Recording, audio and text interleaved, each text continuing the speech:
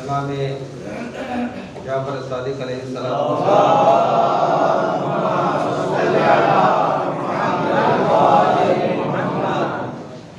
ارشاد فرماتے ہیں ان اللہ تبارک و تعالی لم یخلق خالقہ عبثا، کہ اللہ تعالیٰ نے کسی بھی مخلوق کو عبث یعنی بیکار خلق نہیں کیا ہے، وَلَمْ يَتْرُكْهُمْ سُدًا، اور انہیں خلق کر دینے کے بعد اسی طرح سے بیکار چھوڑ نہیں دیا ہے، بل خلقہم، بلکہ خلقت کا مقصد بیان فرماتا ہے خداوند تعالیٰ کہ ہم نے مخلوقات الہی کو کیوں خلق کیا ہے، بل خلقہم لِإِظْہَارِ قدرتہ، بلکہ ہم نے اپنے قدرت کے اظہار کے لیے مختلف قسم کی مخلوق کو پیدا کیا ہے، وَلِيُكَلَّفَهُمْ طَاعَتُهُ، اور انہیں ہم نے مکلف قرار دیا ہے تاکہ وہ اطاعت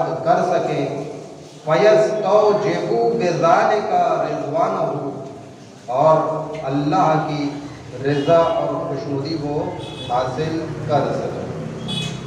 یہ اللہ تعالیٰ کا خلق کرنے کا مخلوقات الہی کا مقصد ہے جو یہاں پر چھٹے ایمان میں بیان فرمایا ہے۔ ان تمام مخلوقات الہی میں جیسا کہ آپ جانتے ہیں اشرف المخلوق کے عنوان سے انسان کو خلق کیا ہے، اور جو دیگر مخلوقات الہی ہے وہ تمام کے تمام حکم الہی کے اعتبار سے سرو سجود تسبیحات پروردگار انجام دے رہی ہیں۔ انسان کی جو خلقت کے اعتبار سے خداوند تعالیٰ نے انسان کو اختیارات دیا ہے، وہ انسان کی جو حیوان ناطق ہے نطق کی صلاحیت عنایت فرمایا کہ وہ انسان کہ جو حواس خمسہ کے ساتھ عقل تراقہ جس کے ذریعے سے انسان کے درک کرتا ہے، اچھے اور برے کے درمیان میں تمیز پیدا کرتا ہے، خداوند تعالیٰ نے اس انسان کے لیے بہترین انتظام فرمایا ہے عقل کے ذریعے سے کہ جو ہدایت باطنی کہلاتی ہے، اور ہدایت خارجی جو انبیاء اور اماموں کے ذریعے سے جو اس کی رہنمود فرمایا ہے تاکہ انسان پروردگار کی اطاعت انجام دے سکے۔ وہ عبادت کا طریقہ کہ جو خدا کی جانب سے شارع مقدس نے شریعت کے عنوان سے جو بیان فرمایا ہے، تو خداوند تعالیٰ چاہتا ہے کہ تمام شرائع اسلامی پر انسان عمل پیرا ہو، اور اگر شرائع اسلامی پر انسان عمل پیرا ہوتا ہے تو یہ انسان کے لیے فائدہ مند اور سود مند ہے کہ انسان اگر اپنے جانب سے شرعیت میں ترمیم تبدل کہ جس کا اختیار انسان کو نہیں دیا گیا ہے، بلکہ جب خداوند تعالیٰ نے ہادی کا انتظام فرمایا، نبیوں کو مبعوث فرمایا اور ہدایت کی ذمہ داری ان کے دوش پر عائد فرمائی، تو یہ شارع مقدس کی ترمیم کا اختیار انہیں بھی نہیں دیا ہے، بلکہ وہ شرعیت کہ جو اللہ تعالیٰ کی جانب سے معین شدہ ہے اطاعت کے ذیل میں عبادت کے عنوان سے، وہ تمام شرعیت الہی کو پیغمبران الہی کما حق انسانوں تک پہنچاتے چلے آئے۔ یہ وتیرہ اور یہ طریقہ جناب آدم سے لے کر جناب خاتم تک برابر جاری اور ساری رہا ہے، اور جناب آدم سے لے کر جناب خاتم تک تمام انبیاء نے اسلام لے کر آئے ہیں، اور اسلام کی تعلیمات کو تمام انسانوں کے درمیان میں نشر فرمایا ہے۔ بھلے سے اس اسلام کے دامن میں مختلف شریعتیں مختلف انبیاء کے ذریعے سے نازل ہوتی رہی ہیں اور مختلف شرعیت میں مختلف قسم کے تفریق کے اعتبار سے احکامات الہی نافذ کیے جاتے رہے ہیں اللہ تعالیٰ کی جانب سے، لیکن جب پیغمبر اکرم محمد مصطفیٰ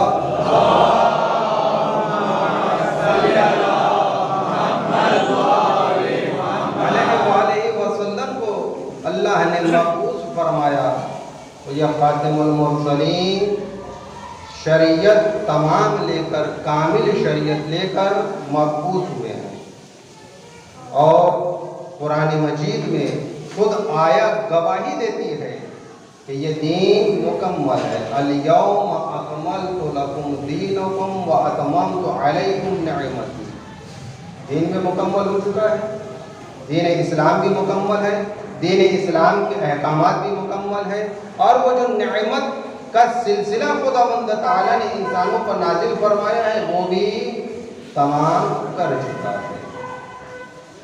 اس نعمت کاملہ سے اگر انسان سرفراز نہ ہو، اس نعمت کاملہ کو اگر انسان استعمال نہ کرے اور اس سے بہرہ نہ ہو تو یہ انسان کے لیے صد ہے اور کچھ نہیں۔ ہمیں شارع مقدس جو شرعیت کو بیان فرمایا ہے، جو حکم نافذ فرما دیا ہے، اس حکم پر ہمیں عمل کرنا ہے۔ بہترین انداز میں جب خلق فرمایا خداوند تعالیٰ نے تو فرماتا ہے کہ کسی کو ہم نے ایسے نہیں چھوڑا ہے، لا وَلَمْ يَتْرُكْهُمْ سُدًى، ہم نے کسی بھی مخلوقات الہی کو نہ عبث خلق فرمایا ہے اور نہ خلق کر دینے کے بعد اسے تنہا چھوڑا ہے، بلکہ ہدایت کی ذمہ داری خدا پر، اور ہدایت کی ذمہ داری کو کم حق خدا نے پوری فرمایا ہے۔ بل خلقہم لإظہار قدرتہ، بلکہ یہ تخلیق، یہ مخلوقات الہی کے ذریعے سے خداوند تعالیٰ نے اپنی قدرت کا اظہار فرمایا، چاہے چھوٹی مخلوق ہو، چاہے انسان کی نگاہ میں وہ بڑی مخلوق، ہاتھی جیسی مخلوق جو خدا نے خلق فرمایا، بڑی مخلوق جو حیوانات میں شامل کی جاتی ہے آج کے زمانے میں، لیکن قدرت خداوندی اگر آپ ملاحظہ فرمائیں تو جتنے عزم ہاتھی میں خداوند تعالیٰ نے رکھے ہیں، سائنس نے بتایا کہ 2 زیادہ عزم چونٹی میں خداوند تعالیٰ نے خلق فرمایا۔ خداوند تعالیٰ کو جثے کے اعتبار سے، اجسام کے اعتبار سے چھوٹا اور بڑا خدا کے نزدیک کوئی چیز معنی نہیں رکھتی، قدرت خداوندی ہے۔ آج جو زمانے میں ذرہ، جو باریک سے باریک ذرہ جسے زمانے نے ایٹم کا عنوان دیا ہے، جسے ایٹم کہا جاتا ہے، ایٹم کسے کہا جاتا ہے؟ ایٹم اس ذرے کو کہا جاتا ہے کہ جس ذرے کو اب تقسیم نہ کیا جا سکے۔ انسان جس ذرے پر قدرت نہ رکھتا ہو کہ اب اس کو بانٹ سکے، اس کو تقسیم کر سکے، تو زمانے نے اس کو بڑھ کر اس کا نام ایٹم رکھا۔ اتنا باریک ذرہ کہ جس کا نام ایٹم ہے، جس ایٹم کے ذریعے سے آج زمانے میں قوت انسان حاصل کر رہا ہے، انرجی ایٹم کے ذریعے سے، مختلف انرجی ایٹم کے ذریعے سے حاصل کی جا رہی ہے، کیا یہ قدرت خداوندی کو ثابت کرنے کے لیے کافی نہیں ہے؟ واقعاً قدرت الہی موج زن ہے، ہما جانبا، کہ اگر انسان جس جانب سے غور و فکر کرے، ہر جانب سے قدرت الہی ہی نظر آتی ہے۔ فرمایا خلقہم لإظہار قدرتہ، چاہے انسان کو خدا نے خلق فرمایا، چاہے پہاڑ جیسے بلند قامت جسے کو خداوند خلق فرمایا، چاہے چونٹی جیسی جسامت، باریک جسامت کو خدا نے خلق فرمایا، چاہے وہ ایٹم کی جو ظاہری آنکھوں سے نظر نہ آتا ہو اس کو خدا نے خلق فرمایا۔ یہ تمام تخلیقات الہی، یہ تمام صنائع الہی اگر آپ ملاحظہ کریں تو قدرت خداوندی کو اجاگر کرتی ہے، قدرت خداوندی کو ظاہر کرتی ہے۔ اب اس کے بعد یہ تو قدرت خداوندی ہر جانب سے ہمارے لیے ظاہر ہے، خلق فرمایا خداوند تعالی، لیکن عزیزان گرامی خلق فرما دینے کے بعد انسان کے اوپر کچھ فرائض خداوند تعالی نے عائد فرمائے۔ امام فرماتے ہیں وَيُكَلِّفُهُمْ طَاعَتَهُ، سب سے پہلی چیز جو ہمیں انجام دینی ہے وہ ہے اطاعت پروردگار۔ اگر اطاعت پروردگار ہم انجام دے رہے ہیں، ایک میں چھوٹا سا عمل آپ کے خدمت میں بیان کیا دیتا ہوں، وہ ہے سلام، جو کئی مرتبہ استعمال ہوتا ہے۔ سلام کی بھی آپ نے دیکھی ہوگی کئی قسمیں ہیں۔ سلام اگر آپ کرتے ہیں تو یہ عبادت خداوندی ہے، یہ عبادت اس وقت تک عبادت رہتی ہے جب اس میں نیت صرف اطاعت خداوندی جو ہے وہ شامل کی جائے۔ اگر اطاعت خداوندی کے اعتبار سے سلام ہے تو یہ سلام خداوند تعالی سلامتی کے عنوان سے سلام کرنے والے کے لیے بھی محفوظ فرماتا ہے اور جواب دینے والے کے لیے بھی محفوظ فرماتا ہے۔ لیکن ہوتا کیا ہے، جب انسان سلام کرتا ہے تو کبھی سلام کرنے کا عنوان، کبھی سلام کرنے کا ارادہ یہ ہوتا ہے کہ مجھے بڑے کو سلام کرنا ہے، کبھی سلام کرنے کا ارادہ یہ ہوتا ہے کہ مجھے عالم کو سلام کرنا ہے، کبھی سلام کرنے کا ارادہ یہ ہوتا ہے کہ مجھے پیسے والے کو سلام کرنا ہے۔ اگر یہ ارادتاً انسان کا سلام اس طرح سے ہو تو خداوند تعالیٰ کے بارگاہ میں جب انسان پہنچے گا تو آیت میں خداوند تعالیٰ نے لکھا ہے کہ تمام عمل کو لے کر جب انسان پہنچے گا تو بہت سے عمل کے تعلق سے خداوند تعالیٰ یہ کہتا ہوا نظر آئے گا کہ جس کے لیے تو نے عمل انجام دیا ہے اس سے تو جا کر جزا طلب کر لے۔ تو ہمیں سلام کرنا ہے، عالم کو بھی سلام کرنا ہے، غیر عالم کو بھی سلام کرنا ہے، چھوٹوں کو بھی سلام کرنا ہے، بڑوں کو بھی سلام کرنا ہے۔ سلام اس لیے کرنا ہے کہ ہمارے رسول مقبول صلی اللہ علیہ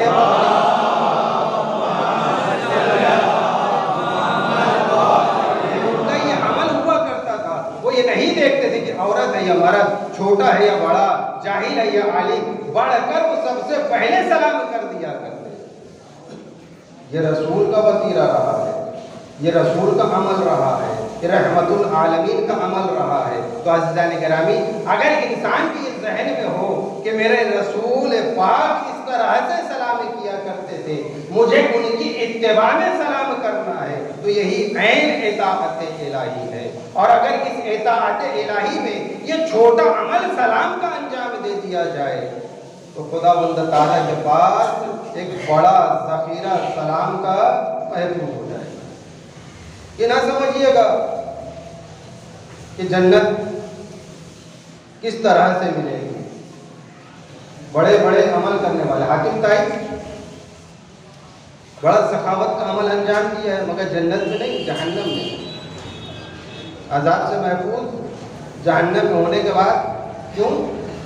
یہ تاریخ میں لکھتا ہے کہ جہنم میں لیکن عمل کے کچھ ایسے پنکھے وہاں لگا دیے گئے ہیں کہ جب آگ آتی ہے تو وہ پنکھا اس سے ہٹا دیتا ہے۔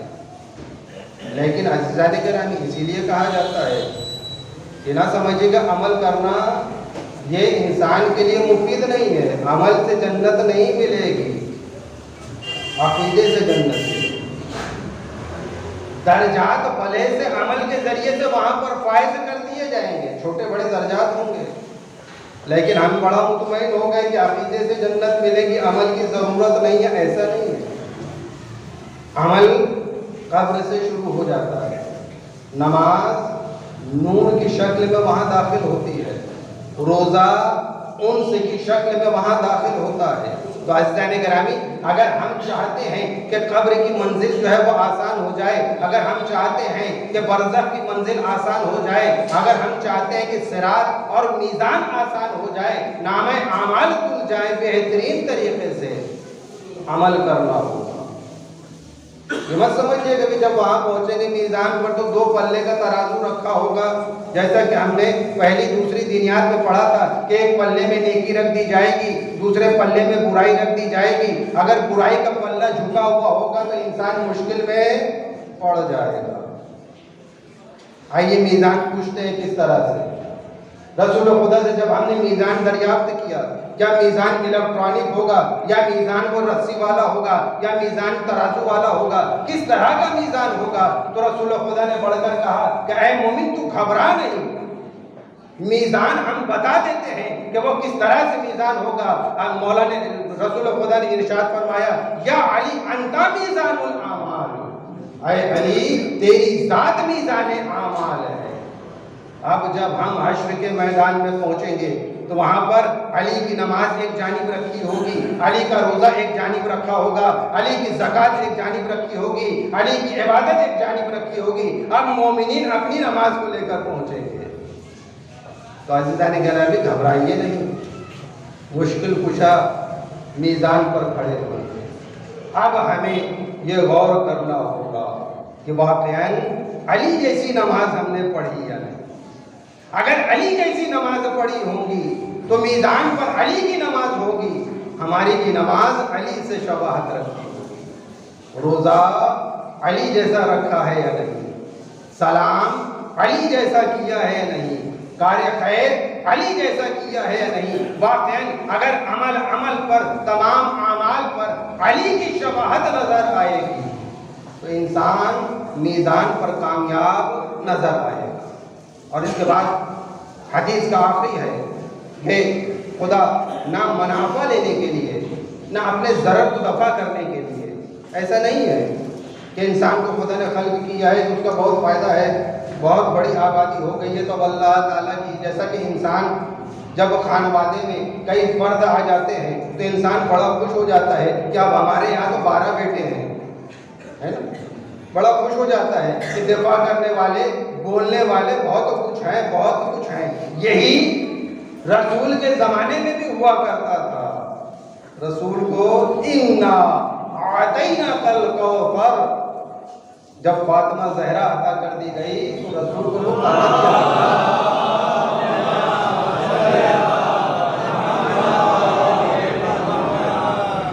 تو عزیزان گرامی، نہ دولت خدا کی نگاہ میں معنی رکھتی ہے، نہ کثرت خدا کی نگاہ میں معنی رکھتی ہے، بلکہ عزیزان گرامی خدا کی نگاہ میں معنی صرف اور صرف خلوص رکھتا ہے۔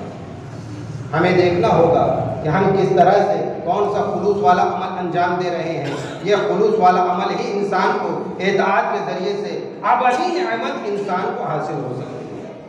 اب کون سا ایسا مطیع ہے، کون سا ایسا علی کا عاشق ہے کہ ہمارے مولا کو نماز پسند ہو اور عاشق کو نماز نہ پسند ہو، ہمارے مولا کو سچائی پسند ہو اور عاشق کو سچائی پسند نہ ہو، ہمارے مولا کو جھوٹ سے نفرت ہو اور ہمارے مولا کے عاشق کو جھوٹ سے نفرت نہ ہو؟ یہ ممکن ہی نہیں۔ تو ابدی اگر انسان سعادت چاہتا ہے تو انسان وہ چیز کہ جو اللہ تعالیٰ نے بیان فرمایا ہے اس پر عمل کرنا ہوگا۔ اب آتے ہیں ہمارے چھٹے امام رضا علیہ 8ویں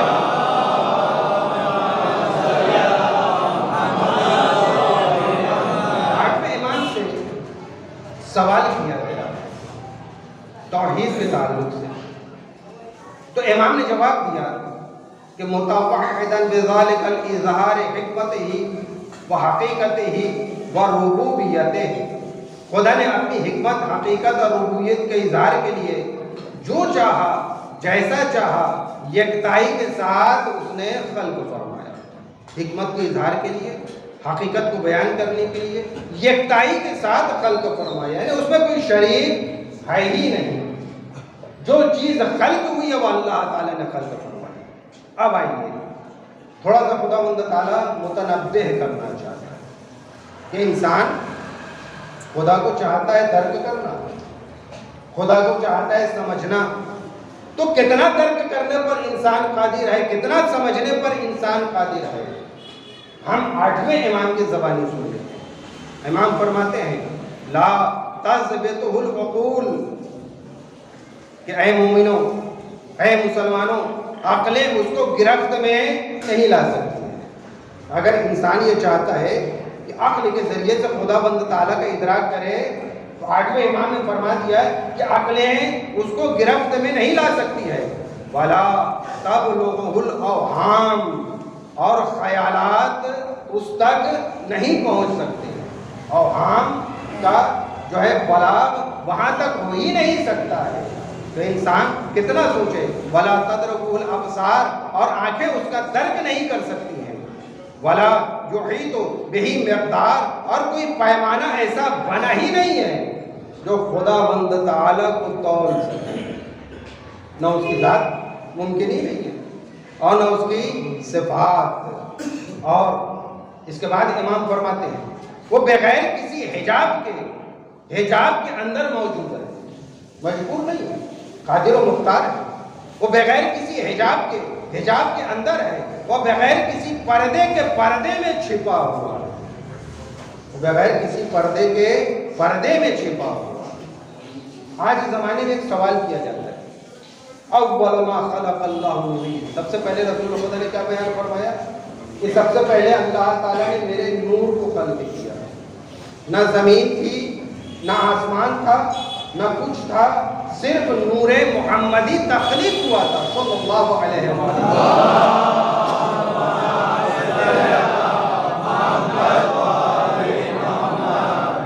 اب یہ ذہن میں ایک سوال ابھر کر آتا ہے، خدا کی ذات وہ حجاب میں ہے، پردے کے لیے ضروری نہیں ہے کہ کوئی پردہ ہمارے اعتبار سے معین ہو، لیکن جب نور احمد کو خدا نے خلق فرمایا تو رکھا کہاں پر؟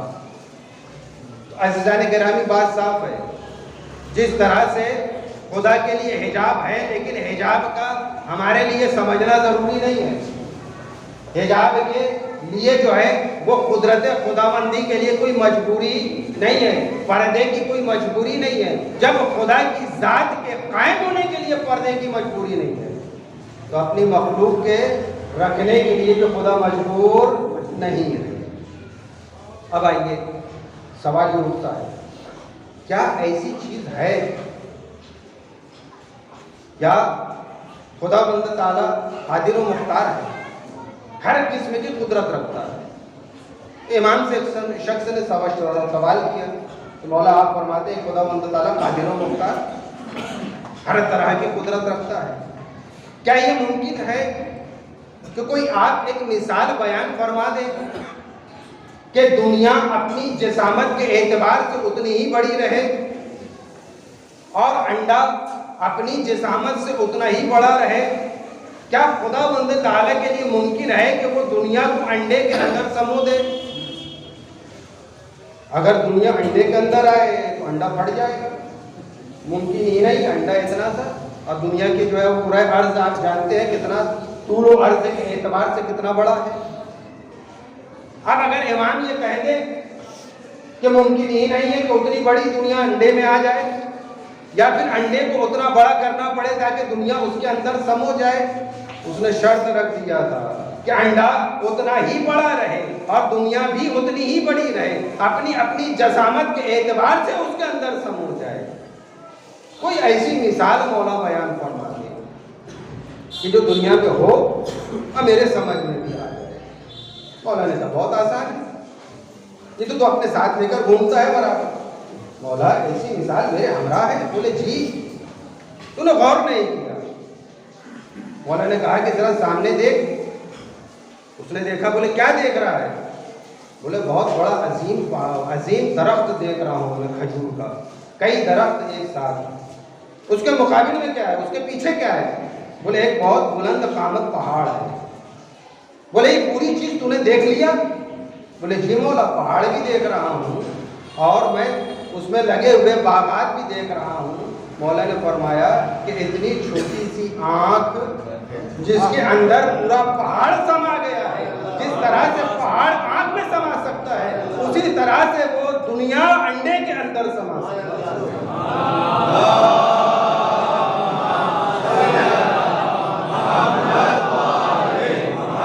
یہ ہے عزیزان گرامی قدرت خداوندی کے لیے کوئی چیز محال نہیں ہے، اللہ تعالیٰ قادر ہے، اس قادر مطلق کی عبادت کرنی ہے۔ شیطان اطاعت یعنی عبادت، اطاعت کا نتیجہ تو یہی ہے نا۔ اگر کوئی شخص یہ کہے کہ بھائی میں تمام تینوں ولایتوں پر عمل پیرا ہوں، مطیع ہوں ولایتوں کا، یہ زبانی دعویٰ اس کا غلط ہے، اسے عمل کرنا ہوگا۔ جب اطاعت کر رہا ہے تو عمل کرنا ہوگا۔ اطاعت یعنی عبادت انجام دینی۔ عبادت کس طریقے سے؟ یاد رکھیے، ہمارے عقیدے اگر درست ہیں، جہاں عقیدے درست نہیں ہوتے ہیں وہاں شیطان بڑا چالاک ہے، وہ برابر عمل میں بڑھا کے رکھتا ہے تاکہ فرصت نہ ملے عمل سے، تاکہ عقیدے کی جانب انسان توجہ کر سکے۔ اور جہاں دیکھتا ہے کہ شیطان ان کا عقیدہ تو ہم نہیں ہلا سکتے، اس لیے کہ برابر یہ مجلسوں میں شریک ہوتے ہیں، برابر جمعے میں آتے ہیں، خطبہ بات و نصیحت سنتے ہیں، مولا کی باتوں سے سرفراز ہوتے ہیں، اس کے باوجود ہم انہیں عقیدوں سے تو نہیں ہلا سکتے، لیکن تھوڑا بہت تو نقصان پہنچا سکتے ہیں۔ شیطان اپنی پوری شیطان پارٹی مجھے بولتا ہے، بولے وہ کہاں پر؟ بلکہ ان کی عبادتوں پر خلل ڈالو۔ دو فرد جناب آدم کے، غور کیجیے گا شیطان کیسے بہکاتا ہے۔ دو فرد جناب آدم کے، حابیل و قابیل ہیں، عبادت کر رہے ہیں۔ حابیل نیک و پرہیزگار، قابیل خدا کا مخالف۔ اس کو سوجی اپنے بھائی سے کہتا ہے کہ ہم چاہتے ہیں کہ دیکھیں خدا کے نزدیک مقرب کون؟ حابیل نے کہا ٹھیک ہے چلو دیکھتے ہیں۔ بولے ہم دونوں اللہ کی بارگاہ میں پیش کریں گے نذر کو۔ حابیل نے بہترین دمبا لیا، بہترین مسکا لیا، بہترین بالیاں لی، اور پہاڑ کے اوپر اس زمانے کا یہ طریقہ تھا، پہاڑ پر رکھ دیا جاتا تھا، آگ آتی تھی اور چھو کر چلی جاتی تھی۔ جس کی قربانی کو آگ چھو لیتی تھی وہ قربانی اللہ کے بارگاہ میں مقبول ہو جاتی ہے۔ قابیل بڑا خسیس، دبلی پتلی بچیا لیا، سوکھی سوکھی بالیاں لیا اور سڑا ہوا مسکا رکھ دیا خدا کی بارگاہ میں۔ آگ آئی، حابیل کی قربانی کو چھوئی اور چلی گئی۔ واقعہ آپ جانتے ہیں، یہ حسد کے مارے اپنے بھائی کو قتل کر دیتا۔ اب شیطان آتا ہے، شیطان آنے کے بعد اسے بہکاتا ہے، بولے تو نے سمجھا کیا؟ تیرے بھائی کی قربانی کیوں قبول ہوئی؟ اور کی جگہ شیطان کیسے سمجھاتا ہے؟ شیطان اسی طرح سے سمجھایا کرتا ہے۔ بولے نہیں میں نہیں سمجھا۔ بولے اس لیے تیرے بھائی کی قربانی قبول ہوئی، تیرا بھائی آگ کی عبادت کرتا تھا۔ مانا کیا ہے؟ حابیل آگ کی عبادت نہیں کرتے تھے، وہ کہتا سمجھا رہے تیرا بھائی آگ کی عبادت کرتا تھا، اس لیے تیری اس کی قربانی قبول ہوئی، اور تو آگ کی عبادت نہیں کرتا ہے۔ یہ آتش پرست وہیں سے چلے حابیل کی اولاد ہے۔ اس نے سوچا اچھا وہ آگ کی عبادت کرتا تھا اس لیے آگ آ کر چھو کر گئی، چل آج سے میں بھی آگ کی عبادت کروں۔ بولے وہیں پر عبادت کر لینا۔ نہیں، بولے وہاں تو نہیں کروں۔ دیکھیے کیسا اس کے دل میں کینہ تھا بھائی کا، قتل کر دینے کے بعد بھی کینہ اس کا نہیں گیا۔ آگ کی تو عبادت کروں گا بولے نا، لیکن وہاں پر عبادت نہیں کروں گا۔ آج شیطان نے، دیکھیے کتنا، اب میں کیا کہوں اس کو، شیطان کو ظریف بولوں تو یہ بھی غلط ہوگا، ظرف کے لفظ کی توہین ہو جائے گی۔ یعنی جب مولا علی سے کہا گیا مولا شام کا حاکم کتنا نقصان پہنچا ہے، تھوڑا سا آپ